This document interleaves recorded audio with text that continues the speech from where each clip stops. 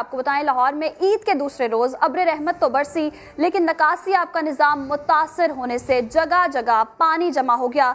नशेबी इलाके ज़ेर आब आने से करीबी कुर्बानी के लिए शहरों को शदीद मुश्किलात का सामना करना पड़ा। कौन कौन से इलाके हैं और कितनी कितनी बारिश हुई है, ये जान लेते हैं अपने नुमाइंदे से जो वहाँ पर मौजूद हैं। हमारी नुमाइंदा तहमीना अहमद हमें लाहौर से रिपोर्ट करेंगी कि वहाँ पर क्या सूरत हाल है। तो तहमीना बताइएगा कौन कौन से इलाके होंगे। तहमीना से भी बात करेंगे, लेकिन उससे कबल आपको रिपोर्ट दिखाते हैं जिसमें ये साफ जाहिर है कि लाहौर में कितनी बारिश हुई और निज़ाम कैसा था। ईद के दूसरे रोज लाहौर में शदीद बारिश, जल थल एक हो गया, नशेबी इलाके ज़ेर आब आ गए।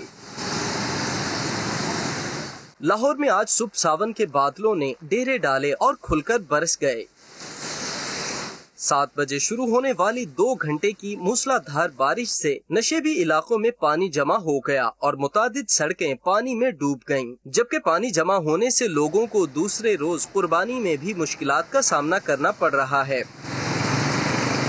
महकमा मौसमियात के मुताबिक सबसे ज्यादा बारिश ताजपुरा में 71 मिलीमीटर, जबकि लक्ष्मी चौक पर 69, फर्रुखाबाद में 65, एयरपोर्ट पर 50, गुलशन रावी 47 और निश्तर टाउन में 42 मिलीमीटर बारिश रिकॉर्ड की गई है। वासा हुकाम के मुताबिक ईद की छुट्टी के बावजूद अमले और ऑपरेशन के अफसरान फील्ड में ड्यूटी सरअंजाम दे रहे हैं। सड़कों के किनारे और नाहमवार सड़कों से मशीनरी की मदद से पानी की नकासी की जा रही है। चंद घंटों में नकासी ऐप का ऑपरेशन मुकम्मल कर लिया जाएगा। और लाहौर में बारिश रुके 2.5 घंटे हो चुके, लेकिन अब भी कई इलाके पानी में डूबे हुए हैं। महकमा वासा के मुलाजमीन सड़कों से पानी साफ करने में मसरूफ है। मजीद जानते हैं समा की नुमाइंदा तहमीना से। तहमीना बताइएगा, इंतजामिया कहाँ है? 2.5 घंटे हो चुके हैं, पानी खड़ा है सड़कों पर, इलाके डूब रहे हैं और कोई पुरसाने हाल नहीं है शहरियों का। जी बिल्कुल, आज ईद के दूसरे रोज़ भी शदीद बारिश हुई है और चूंकि आज छुट्टी का दिन है तो फील्ड में मौजूद लोगों का जो प्रेजेंस है वो कम नज़र आ रहा है। वासा की जानिब से टीम्स फील्ड में मौजूद तो हैं, लेकिन उस तरह से वर्कर्स यहाँ पर नहीं है और इसी वजह से बहुत से इलाके अभी भी जो है वो पानी के ज़ेरे आब है। मैं इस टाइम मेयो हॉस्पिटल की बैक साइड पर मौजूद हूँ और यहाँ पर भी काफ़ी ज़्यादा मेरे पीछे पानी खड़ा हुआ है। राहगीरों को मुश्किलात का सामना है। जो मोटर बाइक्स वाले हैं वो अपने कपड़े बचा बचा के यहाँ से गुजर रहे हैं। ईद के दूसरे रोज़ भी बहुत से ऐसे लोग होते हैं जिन्होंने कुर्बानी करनी होती है, तो यहाँ पर इस इलाके में कुर्बानी करने वालों को भी मुश्किल हो रही है क्योंकि कुर्बानी करने के बाद भी पानी खूब बहाया जाता है। और वासा का अमला अभी तक यहाँ पर नहीं पहुँचा, लेकिन ऐसे बहुत से इलाके हैं जहाँ पर वासा का अमला पहुँचकर पानी खुश्क कर रहा है। लक्ष्मी चौक लाहौर का एक ऐसा पॉइंट है जहाँ पर बारिश के बाद अमूमन पानी खड़ा होता ही होता है, लेकिन आज वो भी खुश्क है। वहाँ पर भी वासा का खुसूसी कैंप लगा है। मॉनसून के हवाले से वासा ने कबल इस वक्त कुछ इंतजामात भी किए थे। अंडरग्राउंड एक जगह टैंक भी बनाया जो बारिशी पानी को ज़ख़ीरा करता है। वहाँ पर भी काम जारी है। लॉरेंस रोड पर ये टैंक बना हुआ है। इसी तरह इचरे के पॉइंट पर भी एक इसी तरह अंडरग्राउंड पाइप्स बिछाकर बारिशी पानी का निज़ाम जो है, बारिशी पानी की निकासी का अमल जो है वो बेहतर तरीके से बनाने के लिए वो इंतज़ाम भी किया गया है। छुट्टी के बाइस अमला आज फील्ड में कम है, लेकिन आहिस्ता आहिस्ता काम हो रहा है। 9:30 बजे बारिश रुक चुकी थी और काफ़ी इलाकों में पानी साफ भी हो चुका है, लेकिन अभी भी ऐसे बहुत से इलाके हैं जहां पर काम करना बाकी है, जहां पर अभी भी पानी खड़ा अभी भी बहुत से ऐसे इलाके हैं जहां पर पानी खड़ा है। तहमीना साथ ही मौजूद रहेगा, दानियाल उमर भी हमारे साथ मौजूद हैं। दानियाल, ये बताइएगा कि आप इस वक्त कहाँ पर मौजूद हैं और जिस तरह से वासा हुकाम ने कहा था कि उनका अमला मुख्तलिफ मकामात पर पहुँच गया है निकासी आपके लिए, तो आपको कोई अमला दिखाई दिया काम करता हुआ?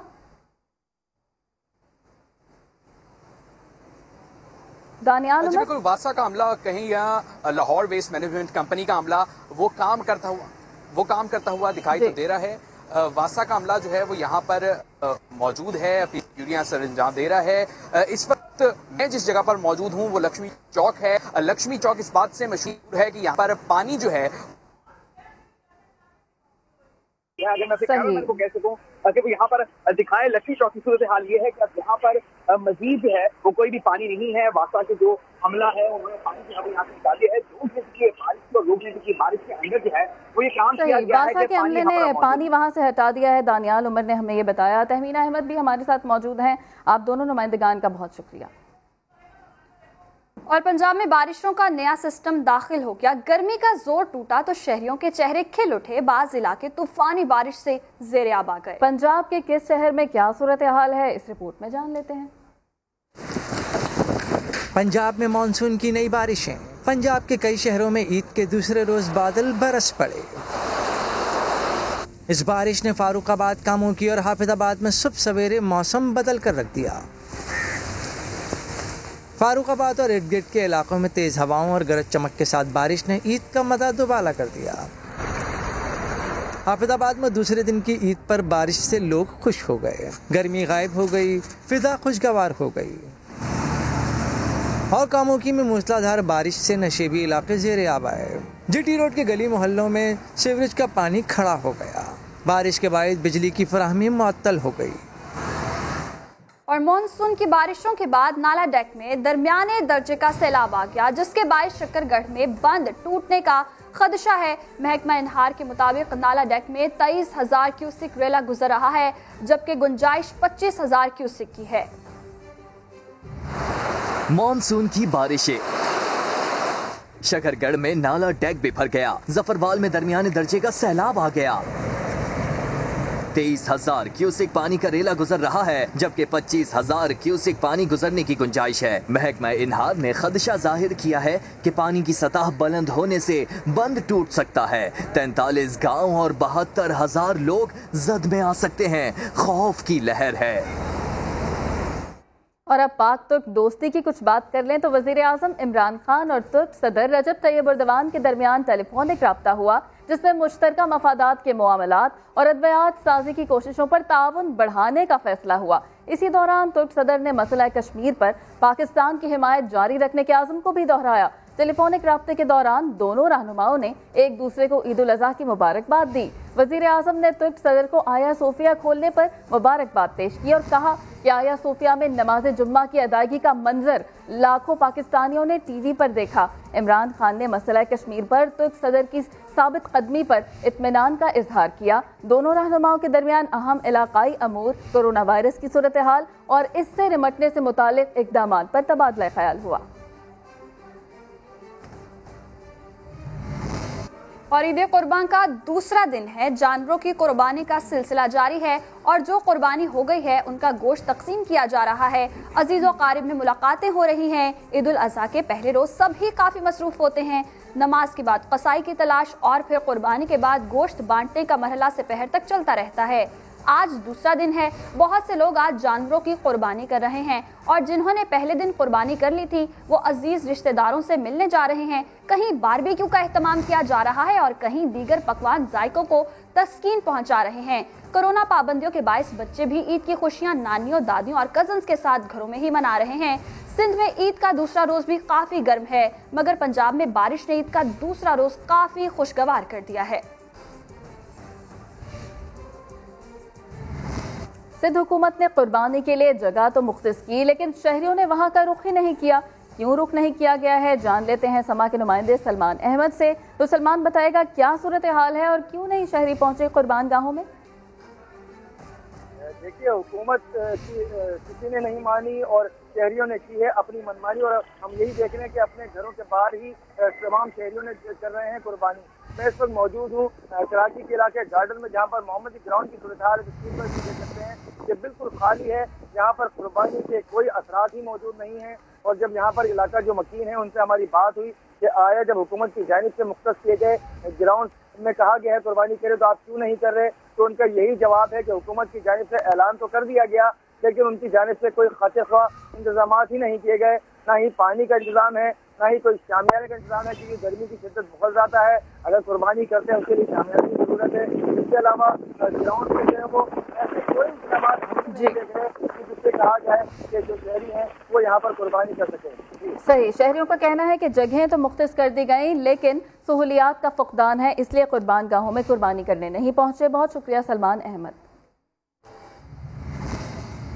और कराची वालों ने सरकारी कुर्बान गाहें तो यकसर मुस्तरद कर दी, लेकिन घरों के बाहर जानवर ज़िबा करने से गंदगी में इजाफा हो गया है। इस हवाले से मजीद जानेंगे समा के नुमाइंदे यासिर हुसैन से। जी यासिर, बताइएगा, आलाइशें इकट्ठी हो गई घरों के बाहर, कोई इस हवाले से इंतजाम किए गए हैं, आलाइशों को ठिकाने लगाया गया कि नहीं?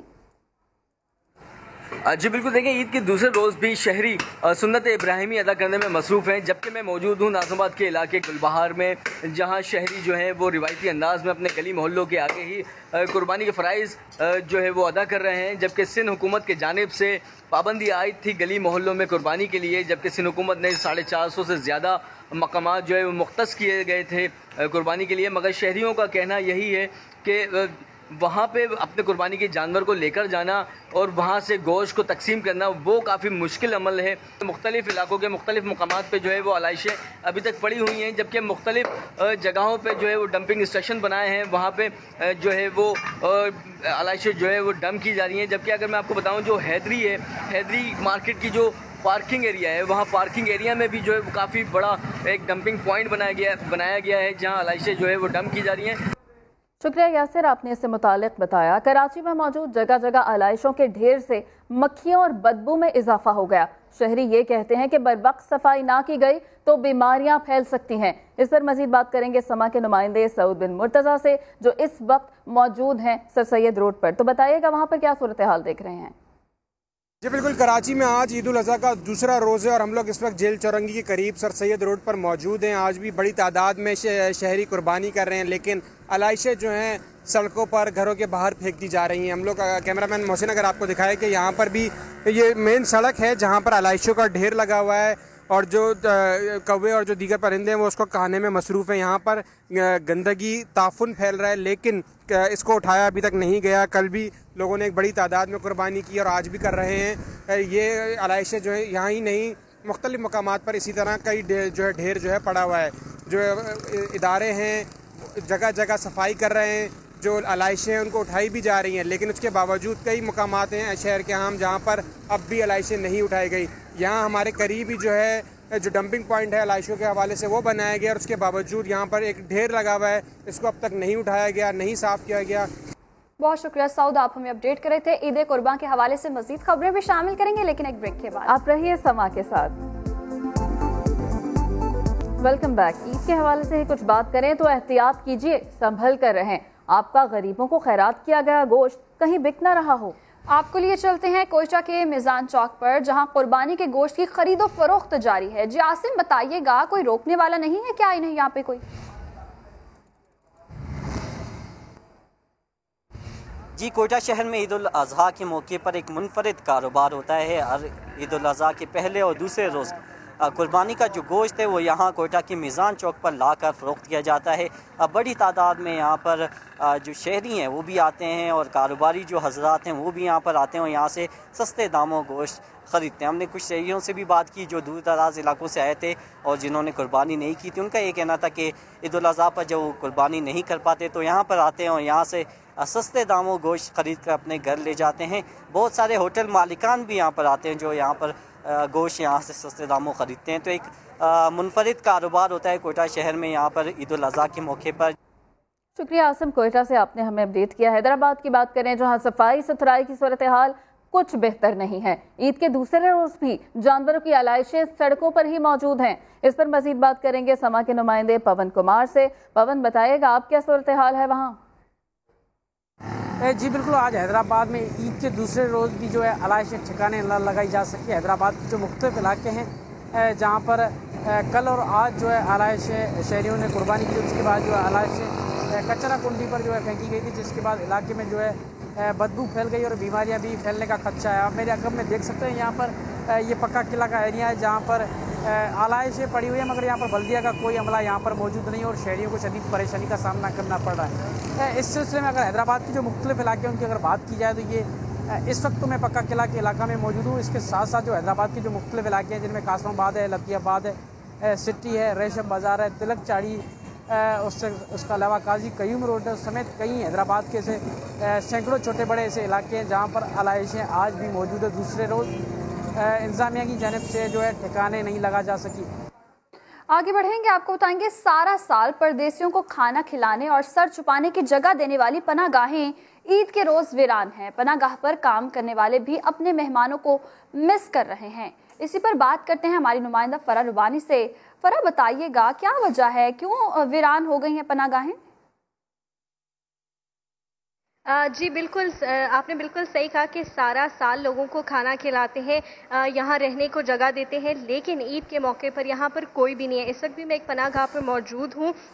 यहाँ पर पहले सैकड़ों की तादाद में डेली लोग आते थे, कुछ रात गुजारने के लिए यहाँ पर आते थे, कुछ सिर्फ खाना खाते थे 3 टाइम का, लेकिन ईद के रोज़ सब अपने घरों को चले गए हैं। यहाँ पर वही लोग आते थे ज़्यादातर जो कि मज़दूर थे, दिहाड़ियों के लिए यहाँ पर काम करने आते थे, लेकिन ईद की वजह से शायद वो अपने घरों को चले गए हैं। तो उनका जो आर्जी घर है और आर्जी घर के जो लोग हैं वो काफ़ी परेशान हो गए। वो कितने एक रूटीन बन गई थी, इतने सारे लोगों के साथ बैठना, बात करना, उनको खाना खिलाना, उनके रहने का इंतज़ाम करना। अब यहाँ पर कोई भी नहीं है। इस वक्त भी बिल्कुल वीरानी छाई हुई है। खाने का इंतजाम भी उनके लिए किया जाता है, नाश्ते का इंतजाम भी किया जाता है, लेकिन खाने वाले यहाँ पर नहीं आ रहे हैं। सब जो है अपने घरों को ईद मनाने के लिए चले गए हैं। सब अपने घरों को ईद मनाने चले गए हैं और मेज़बान जो है वो मिस कर रहे हैं। बहुत शुक्रिया फराह, आप हमें अपडेट कर रही थी।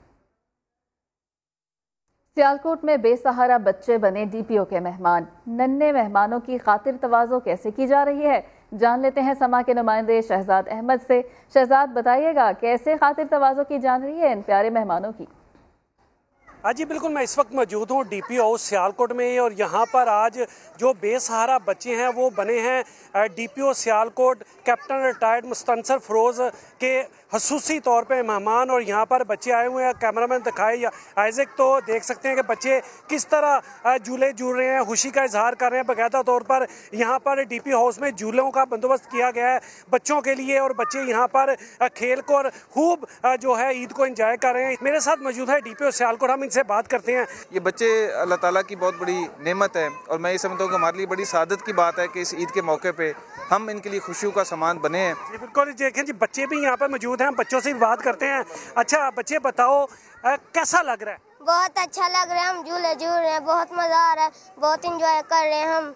जी बिल्कुल, बहुत बच्चे एंजॉय कर रहे हैं। खुसूसी तौर पे बच्चों के लिए बड़ा एजाज़ भी है कि डीपीओ हाउस में आए हैं। डीपीओ हाउस का विज़िट भी इन्हें कराया गया। इसके अलावा जो पुलिस के प्रोजेक्ट्स हैं उनके बारे में भी बच्चों को बताया जा रहा है और बच्चों के लिए पुलिस क्या क्या कर रही है वो भी बताया गया। बच्चे बहुत ज़्यादा खुश दिखाई दे रहे हैं और खूब ईद को एंजॉय कर रहे हैं। तो बच्चे खूब ईद को एंजॉय कर रहे हैं। बहुत शुक्रिया शहजाद, आप हमें अपडेट कर रहे थे। कुर्बानी से फारिग होने के बाद शहरियों ने गिलियात के तफरीही मकामात का रुख कर लिया। वहाँ क्या सूरत हाल है, जानते हैं समा के नुमाइंदे आतिफ क़यूम से। जी आतिफ, बताइएगा तो क्या नज़ारे हैं?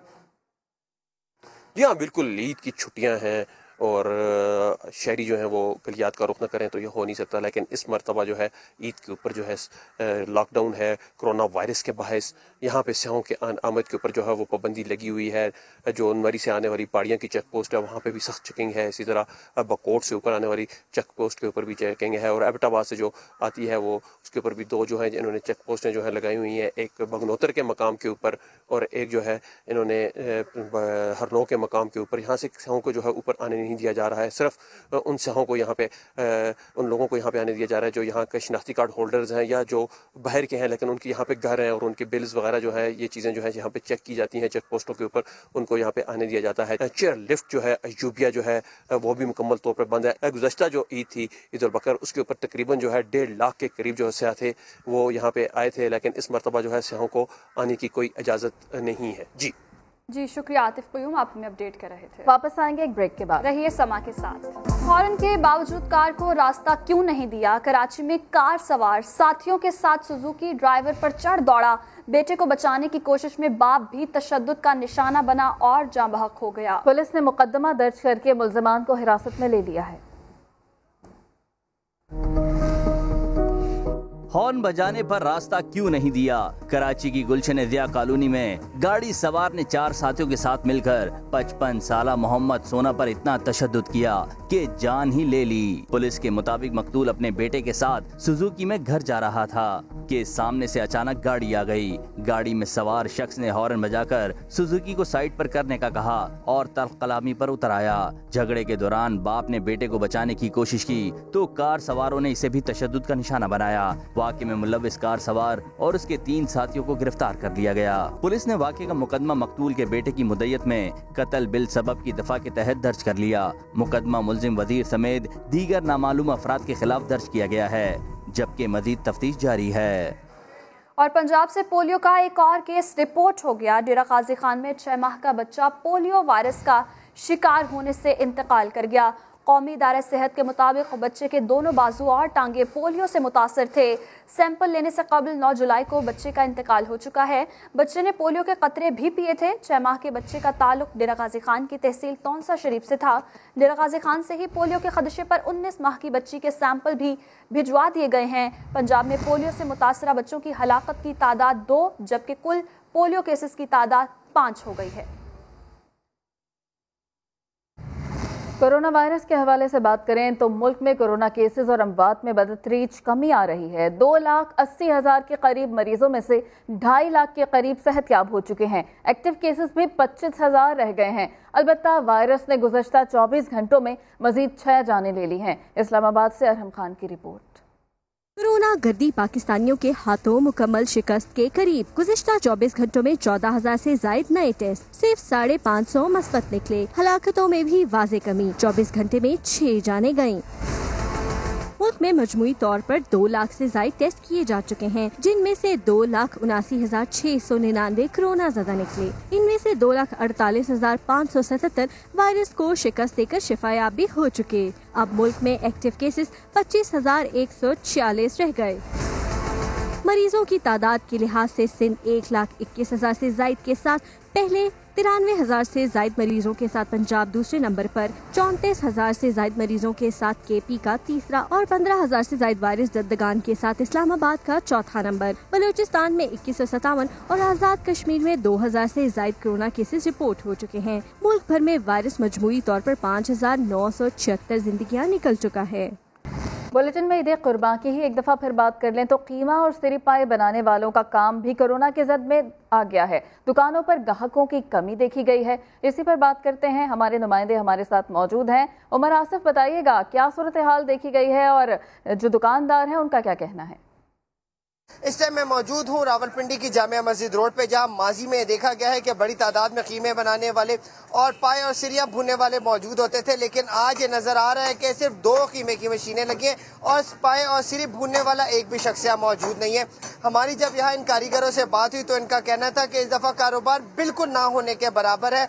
25 रुपए किलो के लिहाज से लोग कीमा बना रहे हैं, लेकिन सुबह से इक्का दुक्का ग्राहक भी मुश्किल से पहुंचे।